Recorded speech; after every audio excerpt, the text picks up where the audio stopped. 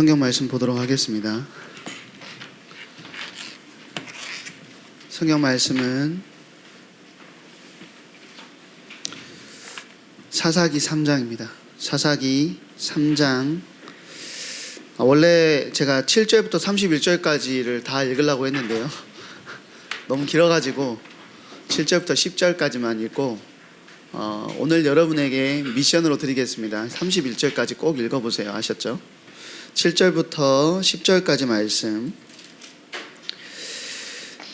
사사기 3장 구약성경 364페이지에 있습니다.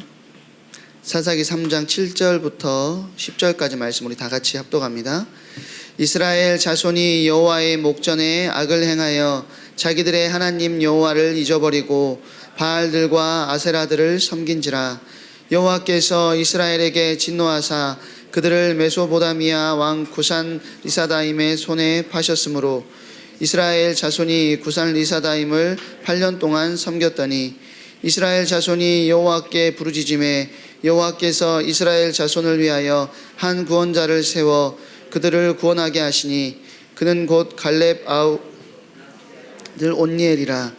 여호와의 영이 그에게 임하셨으므로 그가 이스라엘의 사사가 되어 나가서 싸울 때에 여호와께서 메소보다미아 왕 구산 리사다임을 그의 손에 넘겨주심에 온니엘의 손이 구산 리사다임을 이기니라. 아멘. 오늘 잊어버리면 무너진다 라는 제목으로 하나님 말씀 선포하도록 하겠습니다. 여러분 혹시 중요한 걸 깜빡해가지고 당황한 적 있습니까? 시험 전날까지 다 외웠는데 시험지 앞에서 머리가 하얘진 경험 혹시 있어요?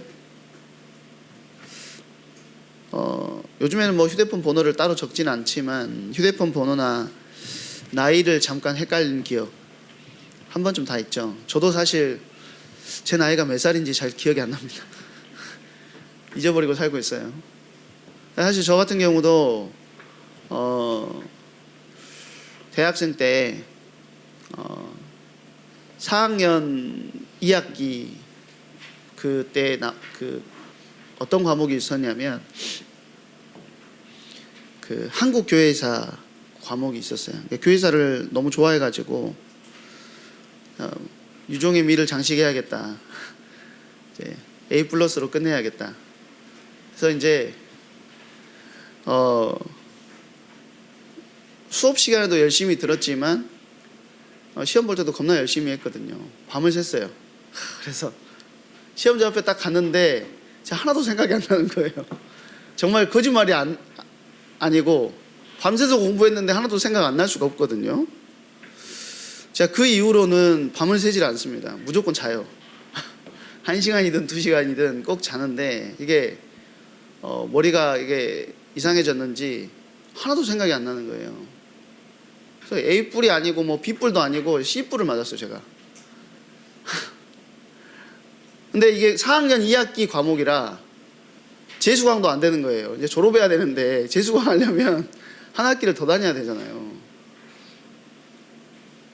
그래가지고 그 제 성적표를 보면 한국 교회사만 C뿔이에요.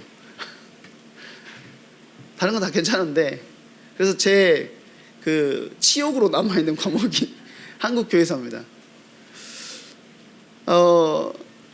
사실 그 사람은 모든 걸 다 기억할 수 없죠. 잊어버리는 것은 어쩌면 축복일 수도 있습니다. 왜냐하면 다 기억한다고 한번 생각해 보세요. 그러면 누군가가 먼저 하나님의 부름을 받았다거나, 저 같은 경우는 저희 형이 저 군대에 있을 때 교통사고로 하나님께서 먼저 불러가셨거든요. 그때의 기억과 감정을 제가 지금도 가지고 있다고 한번 생각해 보세요. 얼마나 힘들겠습니까? 그런데 하나님께서 사실 그 망각이라는 축복을 저희에게 주셨어요. 우리가 받은 상처, 우리의 실수, 또 우리의 후회까지 다 기억하고 있으면 지금보다 사실 훨씬 더 힘들고 어렵게 살고 있겠죠. 그런데 문제는 뭐냐면 절대 잊으면 안 되는 것까지 잊어버릴 때가 문제라는 거예요. 한 번씩 그럴 때가 있거든요. 나 치매인가? 라는 생각이 들 때가 있는데, 어떤 때 그러냐면 집 앞에 비밀번호를 눌러야 되는데 비밀번호가 생각이 안 날 때가 있어요. 비밀번호 뭐였지? 저만 그런가요? 비밀번호를 누르러 갔다가 생각이 안 나가지고 고민하고 있는데 뭐가 기억나냐면 패턴은 기억이 나는 거예요. 이런 식으로 갔었어 해가지고 눌러가지고 들어간 적이 몇 번 있는데, 사실 잊으면 일상생활이 무너지는 기억들 있잖아요. 그걸 의학적으로는 치매라고 하거든요. 근데 성경은 오늘 우리에게 어떤 이야기를 하냐면 영적인 치매의 이야기를 하고 있습니다. 몸은 멀쩡한데 하나님을 잊어버리는 상태, 그거를 영적인 치매다라고 저는 이야기하고 싶어요. 오늘 본문 7절을 보면 이렇게 기록되어 있습니다. 이스라엘 자손이 여호와의 목전에 악을 행하여 자기들의 하나님 여호와를 잊어버리고 바알들과 아세라들을 섬긴지라. 이스라엘이 악을 행한 이유는 분명합니다. 왜 악을 행했죠? 다른 이유가 아니라 하나님을 잊어버렸기 때문이라고요. 여기서 성경이 사용하는 잊어버리다라는 단어는요, 그냥 단순하게 비밀번호 잊어버리듯이 기억에서 잃어버린 수준이 아닙니다. 그러니까 히브리어 원어를 보면 샤카흐라는 단어를 썼는데요, 이게 어떤 의미냐면 기억하지 못하다라는 의미보다 의도적으로 외면하다, 관계에서 밀어내다라는 의미를 가지고 있습니다. 그러니까 다시 말하면 이스라엘 백성들은 하나님이 계신 줄을 까먹어가지고 하나님을 잊어버렸다라고 한 게 아니라 알면서도 삶의 중심에서 하나님을 밀어낸 거라는 거예요.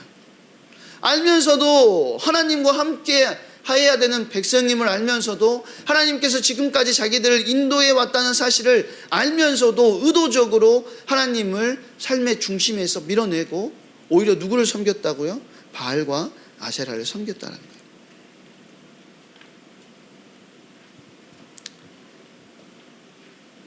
이스라엘 백성들은 하나님을 잘 알고 있었다는 것이죠. 힘들어지면 하나님께 부르짖었고 고통이 오면 하나님을 찾았어요.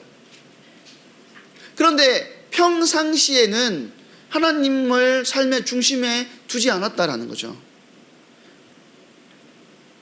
하나님을 알았지만 하나님이 삶을 결정하지는 않으셨다라는 거예요. 말씀은 알고 있었지만 결정은 자기 생각대로 했고, 신앙은 있었지만 선택은 세상의 기준을 따라서 살아가고 있는, 사실 이 땅에 우리의 모습이 하나님을 잊어버리고 살아가는 모습과 같을 수 있다는 것입니다.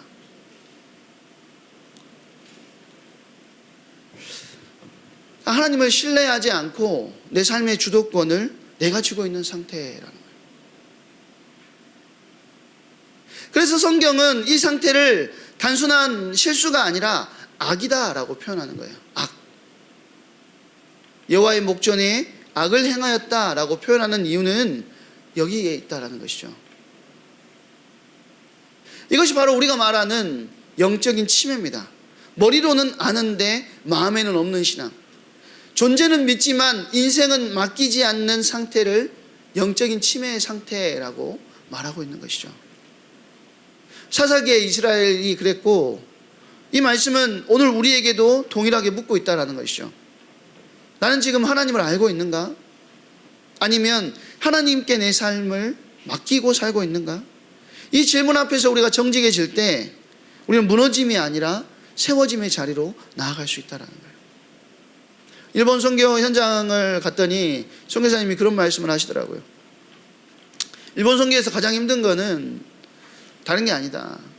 이들이 예수님을 전하면, 복음을 전하면 울면서 기도하면서 영접한대요. 근데 중요한 거는 울면서 기도하면서 영접하고 나서 집에 가서는 동일하게 우상 숭배하는 거예요. 동일하게 그 자기가 살아왔던 문화, 그 흐름 안에서 살아가는 거죠. 그러면서 뭘 이야기하냐면 우리 가문 대대로 300년 400년간 이 가문에 이 신주단지처럼 이렇게 모셔왔던 이거를 우리는 내버릴 수 없다는 거예요. 이걸 저버릴 수 없다. 이건 우리의 문화다라고 이야기한다는 거죠. 하나님을 알지만 그들의 삶의 중심은 이미 우상의 문화가 자리 잡고 있다라는 거예요. 그래서 뭘 생각하셨냐면, 이 세대에는 진짜 답이 없구나. 그래서 다음 세대, 후대들을 키우기 위한 세상 문화에 바알에게 무릎 꿇지 않는 제자를 키워야겠다라고 해가지고 학교 사역을 시작하셨다고 하더라고요. 이스라엘이 하나님을 잊었을 때 하나님은 그들을 그냥 포기하셨습니까? 오늘 본문에 보면 하나님께서 이스라엘을 뭐라고 표현하죠? 8절에 보면 이렇게 이야기합니다. 이스라엘에게 진노하사 그들을 메소보다미아 왕 구산 리사다임의 손에 파셨으므로. 하나님께서 지금 이방의 왕에게 이스라엘을 파셨다라고 기록되어 있습니다. 그러면 그 말이 하나님께서 그들을 버리셨다는 말입니까? 그래, 너희가 나를 잊었으니까 나도 너희를 포기할게, 포기하셨다는 말입니까? 그 말이 아니에요. 9절을 보면 이렇게 기록되어 있어요. 이스라엘 자손이 여호와께 부르짖음에 여호와께서 그들을 위하여 한 구원자를 세우셨으니 그는 온니엘이라. 이스라엘은 하나님을 잊었고 삶의 중심에서 멀리했지만 하나님은 이스라엘을 잊지 않으셨다라는 거예요. 그리고 그들에게 뭘 허락하셨냐면 그들이 다시금 하나님께 나올 수 있도록, 하나님께 회개하며 그들의 마음을 돌이킬 수 있도록 문제와 위기를 허락하시면서 하나님께 부르짖을 수 있는 기회를 허락하셨다는 거예요. 사람은 하나님을 잊을 수 있지만 하나님은 자기 백성을 잊지 않으신다는 사실을 기억하셔야 됩니다. 본문에서 여호와께서 들으셨다라는 표현은 히브리어로 샤마라는 단어예요. 이 단어는 단순히 소리를 들었다 이 말이 아니라 어떤 뜻이냐면 들었고 반응하고 행동으로 옮긴다는 의미예요. 그러니까 하나님께서 이스라엘 백성의 기도를 들으셨을 때 듣고 끝낸 것이 아니라 반응하고 실제로 움직이셨다는 거죠. 하나님은 이스라엘의 부르짖음을 대충 넘기지 않았다라는 거예요. 그들의 상황을 분명히 아셨고 그들의 연약함을 모른 척하지 않으셨다라는 것입니다. 말로만 이루어하신 것이 아니라 한 사람을 세우시는 실제적인 방법으로 응답하셨다라는 거예요. 이것이 하나님의 일하시는 방법이라는 거죠. 하나님은 이스라엘을 회복시키기 위해서 직접 하늘에서 불을 내리신 것이 아니라 한 사람 온니엘이라고 하는 사사를 세우셨어요. 이게 은혜입니다. 이스라엘이 잘해서도 아니고 이스라엘이 회개를 완벽하게 해서도 아니라는 거예요. 이스라엘은 하나님을 잊었지만 하나님은 그들을 기억하셨고, 여기서 기억하다는 개념도 중요하겠죠. 성경에서 하나님이 기억하신다는 말은 내가 류리를 알아, 내가 재원이를 알아, 이런 기억이 아닙니다. 이 기억하신다는 어떤 기억이냐면 언약에 따라 책임지신다는 뜻이에요. 그러니까 이스라엘이 하나님을 잊어도 하나님은 아브라함과 맺으신 언약을 기억하셨고 그 언약에 따라서 책임지신다는 의미를 가지고 있다는 거예요. 여러분을 기억하신다는 말은 무슨 말이겠어요? 그리스도의 피값을 하나님께서 아시고 기억하신다는 것이죠. 이스라엘이 하나님을 잊어도 하나님은 그렇게 행하셨다는 것입니다. 그래서 구원의 출발점은 사람의 신실함, 사람의 완벽한 회개가 아니라 하나님의 신실함에서 우리의 구원이 출발되고 우리의 인도하심과 이끄심이 출발된다는 사실을 기억해야 됩니다. 이스라엘은 맨날 흔들렸어요. 저와 여러분도 마찬가지입니다. 우리도 맨날 흔들립니다. 그러나 하나님은, 우리를 붙들고 계시는 하나님은 흔들리지 않는다는 거예요. 상황에 따라서, 환경에 따라서 우리는 이렇게도 하고 저렇게도 하지만 하나님은 그렇게 하지 않으신다라는 거죠. 이스라엘은 잊었지만 하나님은 기억하셨어요. 내 믿음이 연약해질 때도, 내 마음이 식어갈 때도, 내가 하나님을 밀어낼 때조차 하나님은 여전히 부르짖는 소리를 들으시는 분이시라는 거예요. 찬양 중에 그런 가사 있잖아요. 너의 작은 신음에도 응답하시니. 우리의 작은 신음소리도 주님께서 들으시고 기억하시고 우리를 돌아보신다라는 것이죠. 이것이 우리가 붙들어야 될 복음의 기초입니다. 사람은 잊어도 하나님은 절대 잊지 않으신다. 잊어버리면 여러분들, 잊어버리면 위기가 찾아올 수 있습니다. 그러나 하나님은 우리를 잊지 않으세요. 하나님은 이스라엘을 잊지 않으셨고 그들을 구원하시기로 작정하셨어요. 그렇다면 하나님은 어떤 방식으로 일하셨을까? 본문에는 이제 우리가 처음 앞쪽만 읽었기 때문에 온니엘밖에 안 나오는데요. 31절까지 읽으면 3명의 사사가 등장을 합니다. 먼저는 우리가 방금 읽었던 온니엘이죠. 갈렙의 가문에 속한 인물이고 배경도 굉장히 분명했어요. 말씀과 순종의 모습이 비교적 깔끔하게 드러나는 사사입니다. 한마디로 말하면 모범생 같은 사사. 인생이 그냥 말씀 안에서 스탠다드, 길을 따라 움직이는 그런 사사예요. 그 다음에 등장하는 사사가 누구냐면 에훗이라는 사사예요. 성경은 그를 표현할 때 뭐라고 표현하냐면 그를 왼손잡이다라고 표현했습니다. 그럼 안 써도 되잖아요. 오른손잡이인지 왼손잡이인지 그걸 왜 씁니까? 근데 성경에는 그냥 기록된 게 없거든요.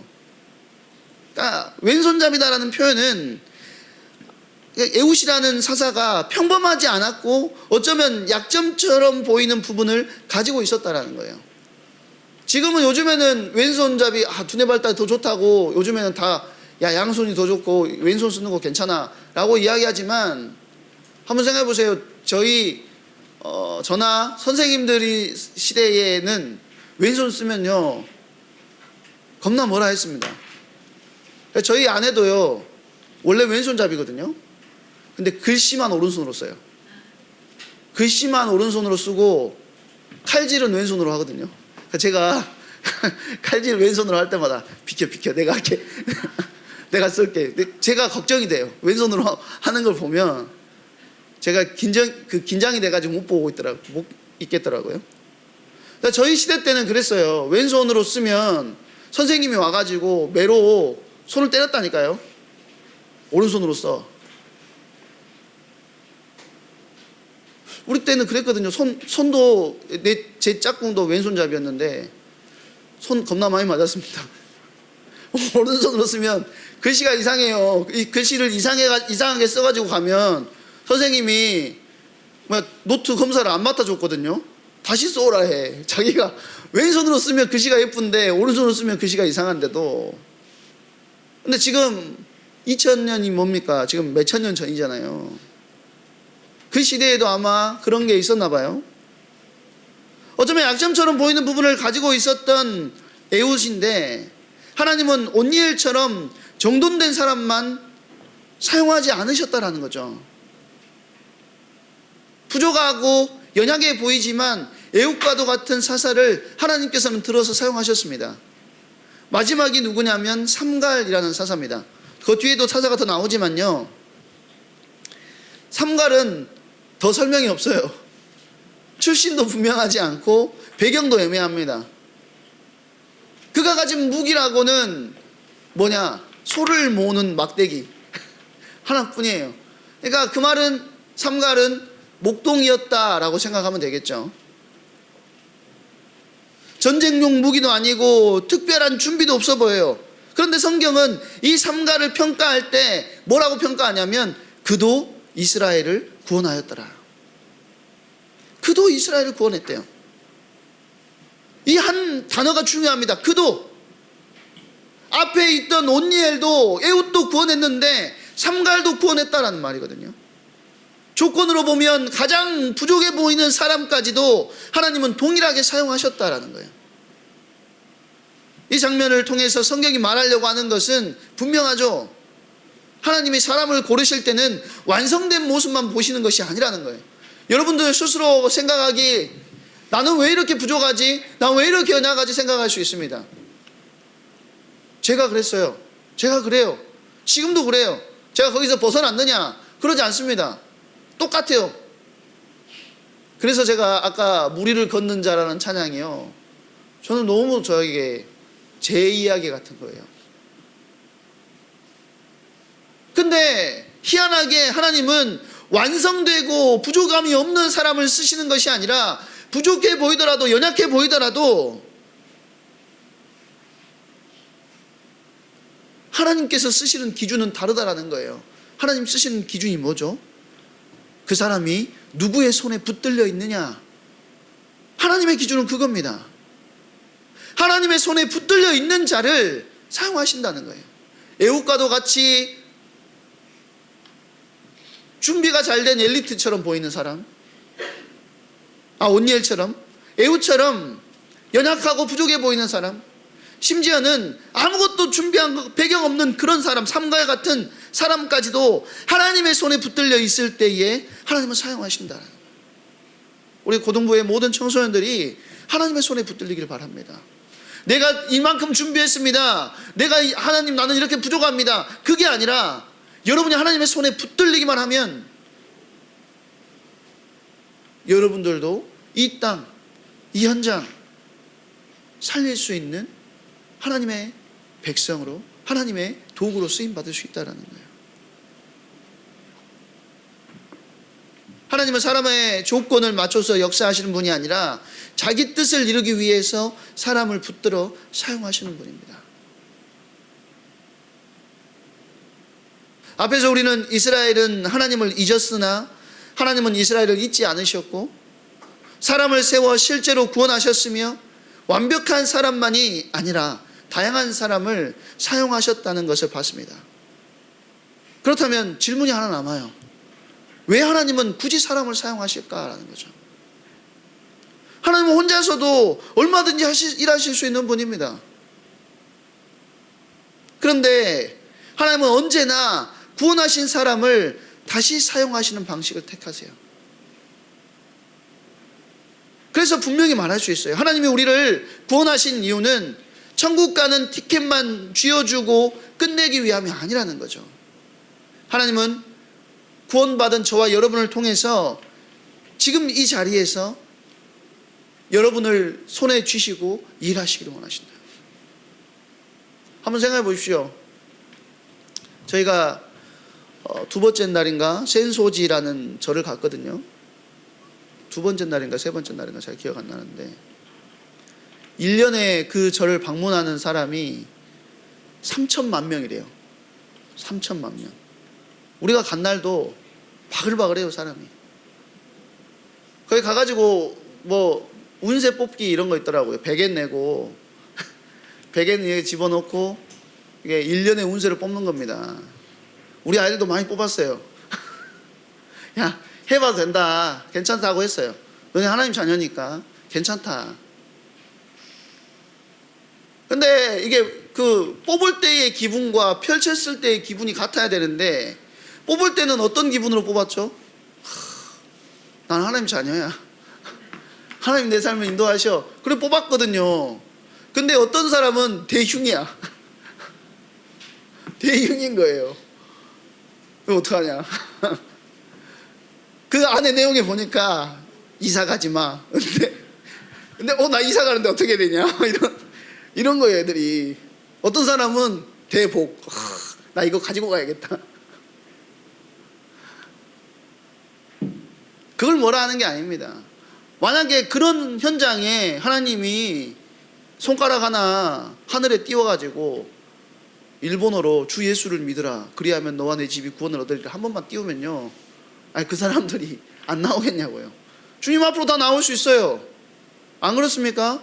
근데 하나님은 그런 방식으로 일하시지 않는다라는 거예요. 어떤 방식으로 일하시죠? 구원받은 자를 통하여서 그들을 도구로 사용하셔서 하나님의 일을 감당해 나아가기를 원하신다는 거죠. 그런데 문제가 있습니다. 하나님이 우리를 사용하시려고 해도 우리 스스로 손을 놓아버릴 때가 있어요. 나는 아직 부족한데요, 나보다 잘하는 사람 있잖아요. 지금 내 때가 아닌 것 같은데요. 그런 말을 우리는 한단 말이죠. 이 말들은 겸손하게 들릴 수 있지만 사실은 하나님이 나를 통해 일하신다는 사실을 잊어버렸을 때 나오는 반응입니다.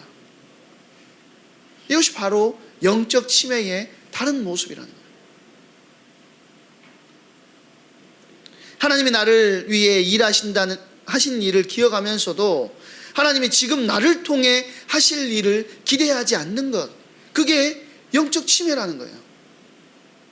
여러분들, 여러분의 안 되는 모습을 보지 마시고 하나님이 여러분을 통해 하실 일을 기대하십시오. 내 성격이 이런데요, 다른 사람들 앞에 서면 발발발 떠는데요, 원래 제가 그랬다니까요.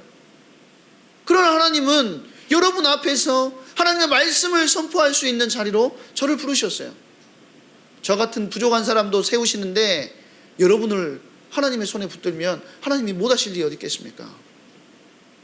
우리 질문은 이것이어야 돼요. 나는 충분한가가 아니라 나는 지금 하나님의 손에 붙들려 있는가? 여러분이 질문하셔야 된다는 거예요. 하나님이 나를 위해 일하셨다면 그 은혜는 멈추지 않습니다. 그 은혜는 반드시 나를 통해서 흘러가도록 설계되어 있다는 것이죠. 오늘 이 말씀 앞에서 손을 놓고 있던 우리의 마음이 다시 깨어나기를 바랍니다. 하나님을 잊지 않고 하나님이 나를 통해 일하신다는 사실을 기억하면서 작은 순종이라도 다시 시작하는 우리가 되기를 주님의 이름으로 축원드립니다. 한번 이 시간에 같이 찬양하기를 원합니다.